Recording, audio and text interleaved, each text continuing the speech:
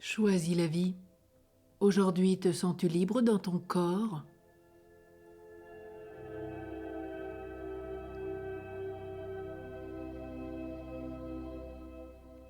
Ce corps qui te permet de marcher, toucher, percevoir, sentir, penser, aimer.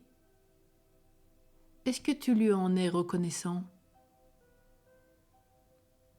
As-tu tendance, comme de nombreuses personnes, à le critiquer, voire à le mépriser, parce que l'on t'a appris à ne pas en écouter les messages?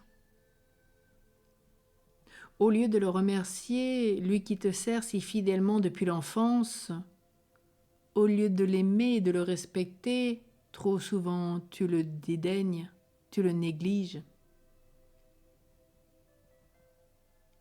Ton corps réagit à tes pensées. Fais en sorte qu'elles soient positives à son égard et tu te porteras nettement mieux. Est-ce que tu l'écoutes exprimer ses besoins? Il est important également que tu perçoives les signaux qu'il t'envoie. Il est important également que tu perçoives les signaux de ce que ta maladie peut te dire. Le mal nous dit quelque chose. Il ne te viendrait pas à l'esprit de ne pas prêter attention aux bruits inhabituels du moteur de ta voiture, de continuer à la conduire sans l'avoir déposée au garage pour voir ce qui ne va pas.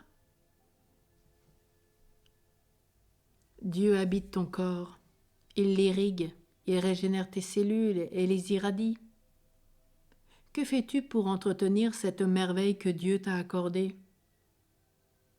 Si tu lui donnais régulièrement des temps de repos, une hygiène de vie saine, et tout ce qui est bon pour lui, comme peut-être t'aérer, tout simplement, aller marcher, peut-être faire un sport,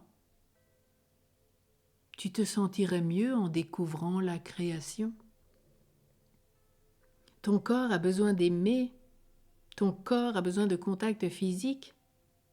Si tu n'as pas l'occasion de prendre des enfants dans les bras, de tenir des amis par la main, de serrer ton conjoint contre toi parce que ta situation ou ton environnement ne le permettent pas, du moins peux-tu caresser peut-être des animaux, manipuler des objets en remerciant Dieu de leur existence, en bénissant tous ceux qui ont contribué à leur fabrication. Se sentir libre dans son corps, même si peut-être tu as un handicap. Regarde Moïse, Saint Paul, on nous dit qu'ils étaient bègues. Et même plusieurs reprises, Saint Paul le dira bien. Je ne suis qu'un pauvre homme, je ne sais pas parler. Mais il ne s'est pas laissé entraver par sa maladie. Il a cheminé. Et malgré qu'il soit bègue, il a donné la parole de Dieu à temps et à contre-temps. Pour Saint Paul, Moïse a donné les commandements. Il a proclamé la parole de Dieu. Il ne s'est pas arrêté à son handicap. Alors se sentir libre dans son corps comme Moïse, malgré les handicaps de la vie. Ce n'est ni le négliger, ni le refuser, mais l'accepter comme il est. Si tu peux faire quelque chose, bien sûr, face à un handicap, fais-le.